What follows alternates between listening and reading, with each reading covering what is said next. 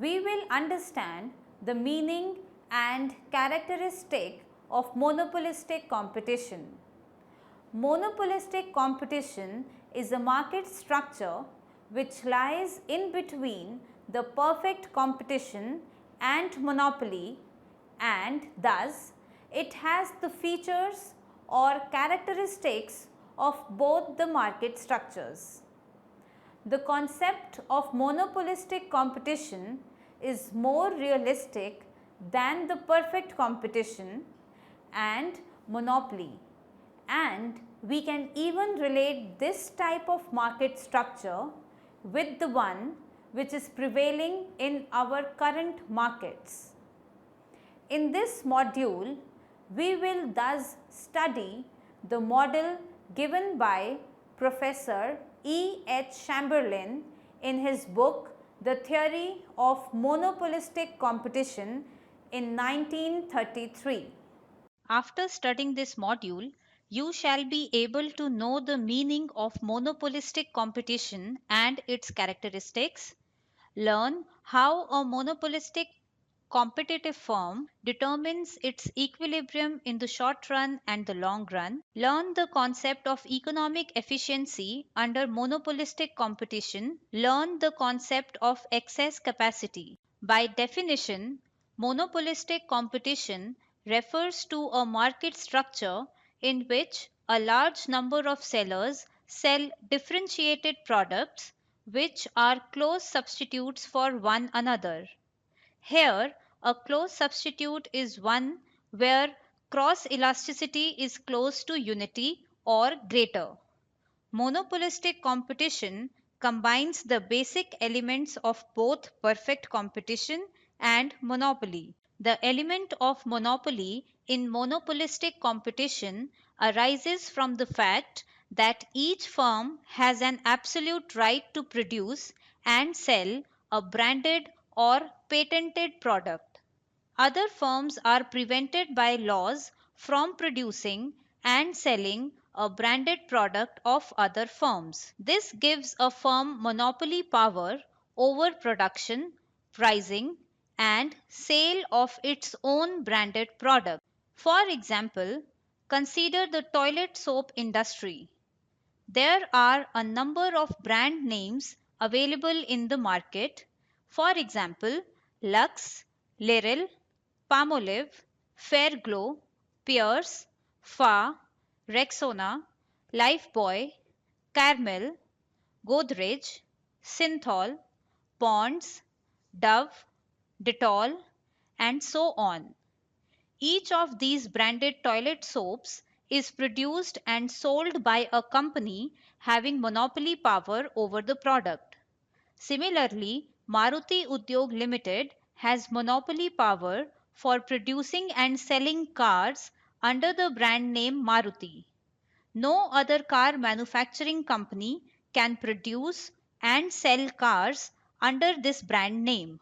So is the case with all other car manufacturing companies. The element of competition comes from the fact that each branded product has several close substitutes, and firms selling branded products of the same generic category have to compete for the market share. Considering again our example of toilet soaps, all the companies producing and selling these branded toilet soaps are in intensive competition for capturing the largest possible market share.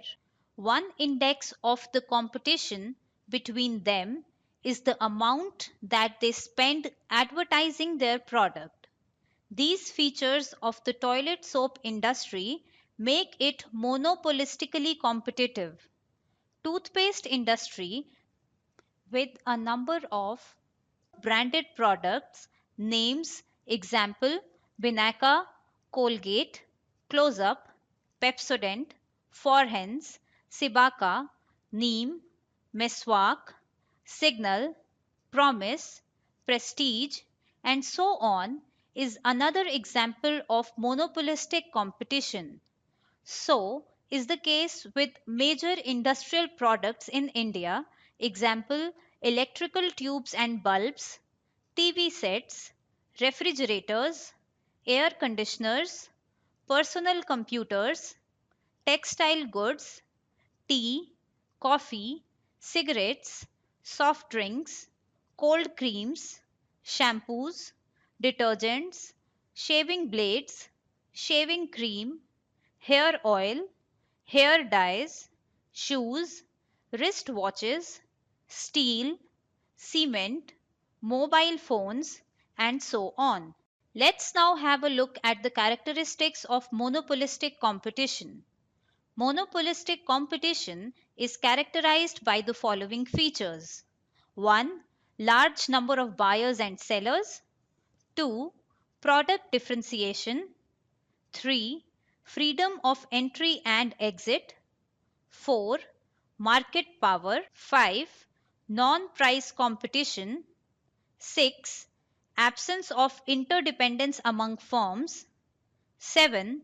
Concept of industry under monopolistic competition. In monopolistic competitive market, there exist large number of both the buyers and sellers of the product.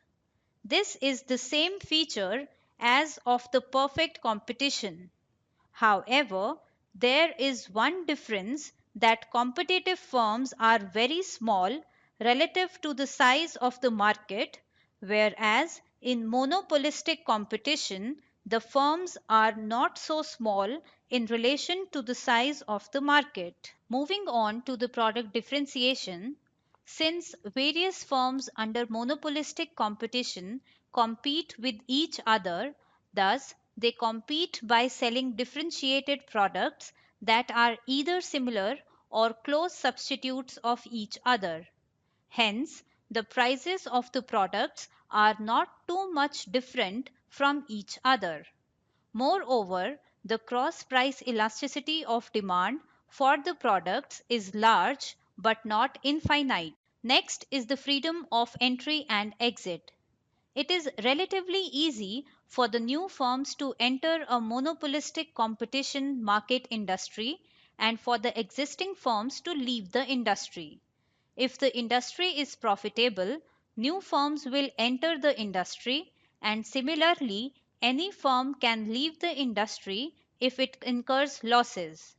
This feature of free entry and exit is based on the low startup cost and no exit cost. Firms under monopolistic competition face downward sloping demand curve, that is AR, and marginal revenue, that is MR curves lies below it because the firms sell differentiated products which are and can be close substitutes, and any reduction in the price by the seller would attract the customers of the other product towards it. Therefore, fall in the price of one product will increase the demand of that product. Hence, firms under monopolistic competition have some influence on the price.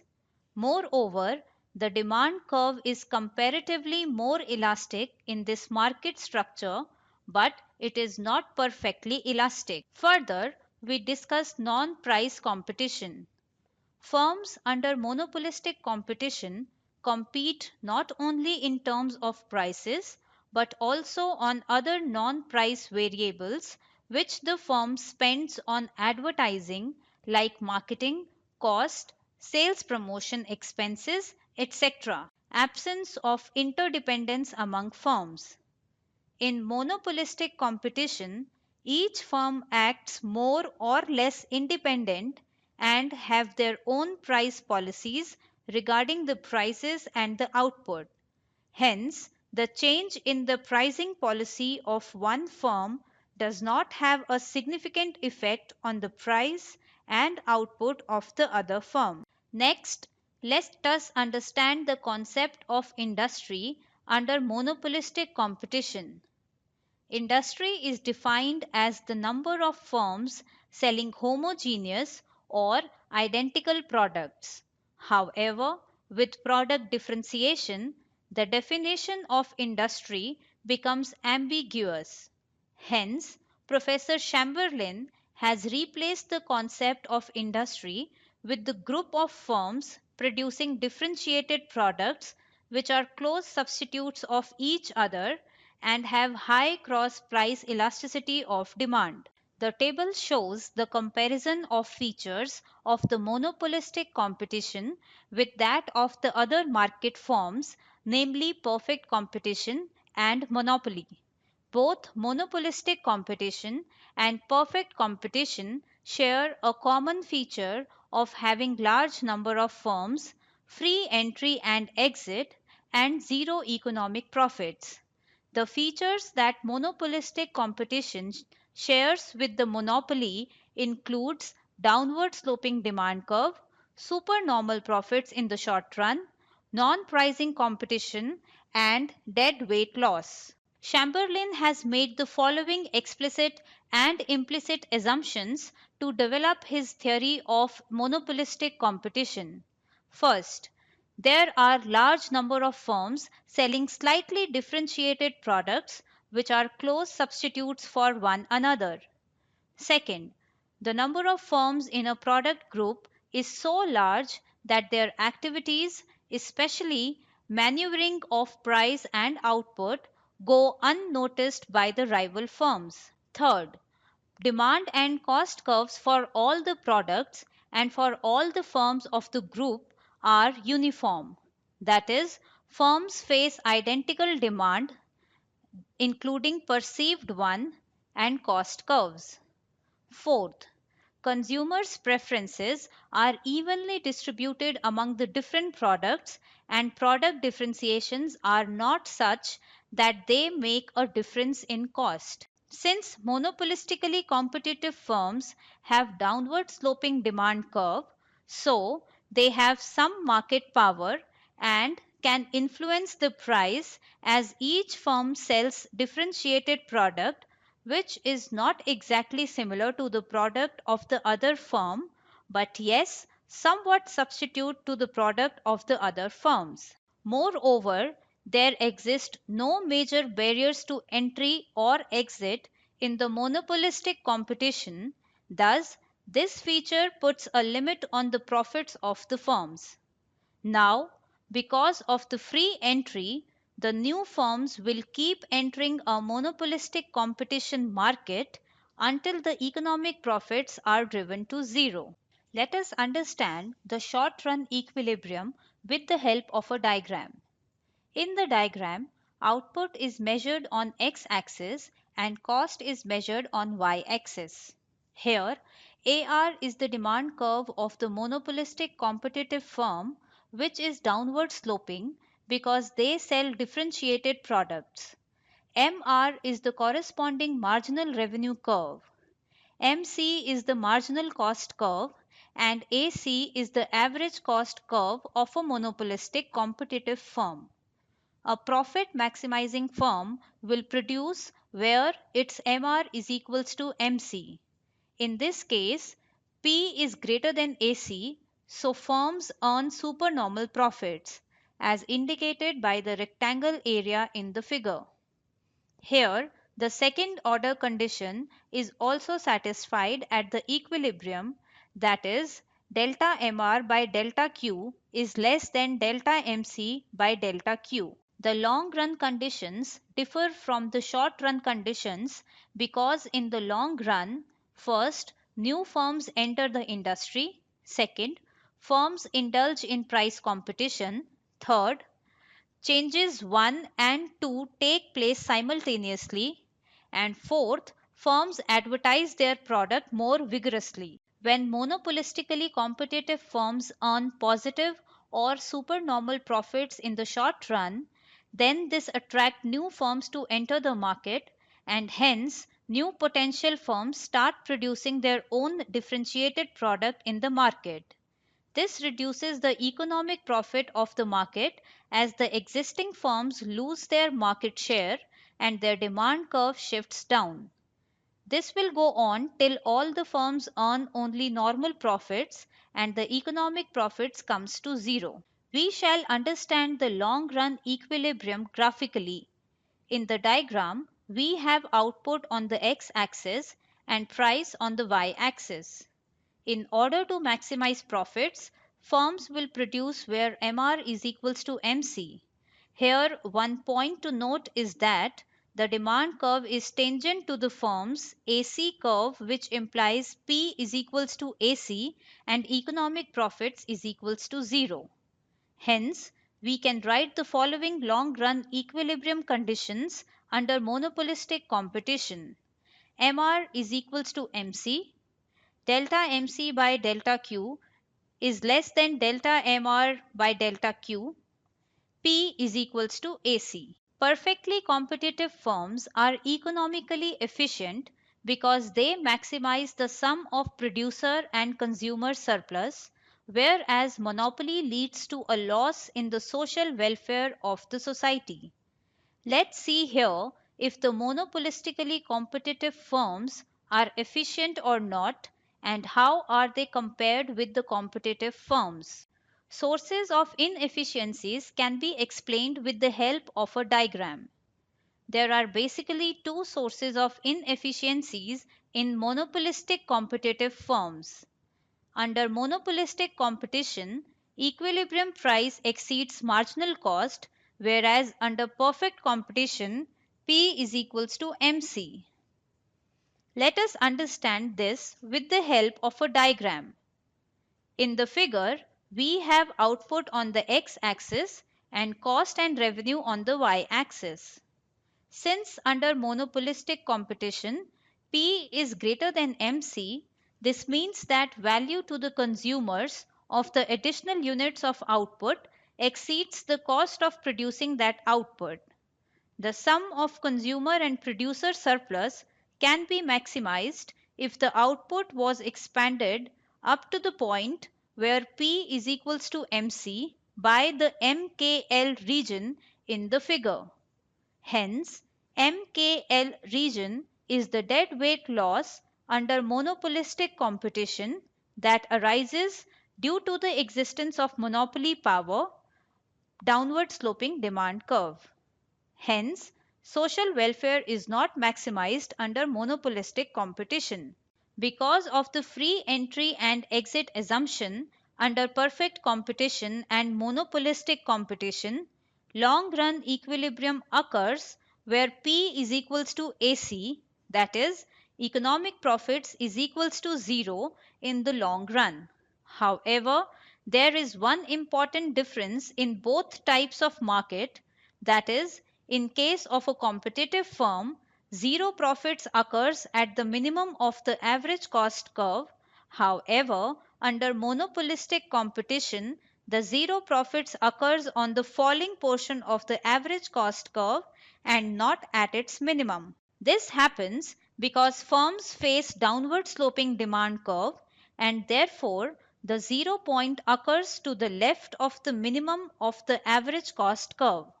Hence, firms under monopolistic competition operate with excess capacity. We shall now understand the concept of excess capacity. Excess capacity is defined as the difference between the ideal output and the actual output attained in the long run, where ideal output is the output which is produced by the firms where the long run average cost is at its minimum. Under monopolistic competition, the firms though earns zero economic profits, but there always exists the problem of excess capacity because the monopolistically competitive firm's output does not coincide with the output at the minimum of LAC curve. We shall now understand the concept of excess capacity under monopolistic competition with the help of a diagram. In the figure, output is measured on the x-axis and cost and revenue is measured on the y-axis. As we can see in figure, a monopolistic firm produces M output which is less than the ideal output N.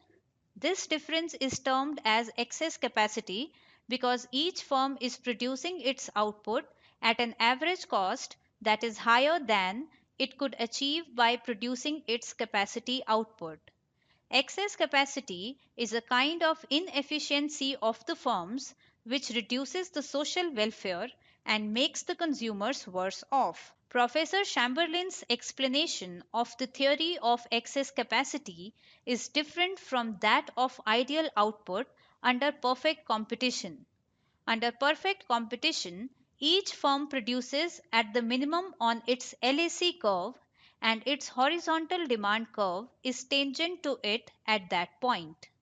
Its output is ideal and there is no excess capacity in the long run. Since under monopolistic competition, the demand curve of the firm is downward sloping due to the product differentiation, the long run equilibrium of the firm is to the left of the minimum point on the LAC curve. According to Chamberlin, so long as there is freedom of entry and price competition in the product group under monopolistic competition, the tangency point between the firm's demand curve and the LAC curve would lead to the ideal output and no excess capacity. When there is no price competition due to the prevalence of these factors, the curve DD is of no significance and the firms are only concerned with the group DD curve. This can be explained with the help of a diagram. In the diagram, we have output on x-axis and price and cost on the y-axis. Suppose the initial short-run equilibrium is at S, where the firms are earning supernormal profits because the price OP corresponding to point S is above the LAC curve. With the entry of new firms in the group, supernormal profits will be competed away. The new firms will divide the market among themselves and the capital DD curve will be pushed to the left as DD1 in figure, where it becomes tangent to the LAC curve at point A1.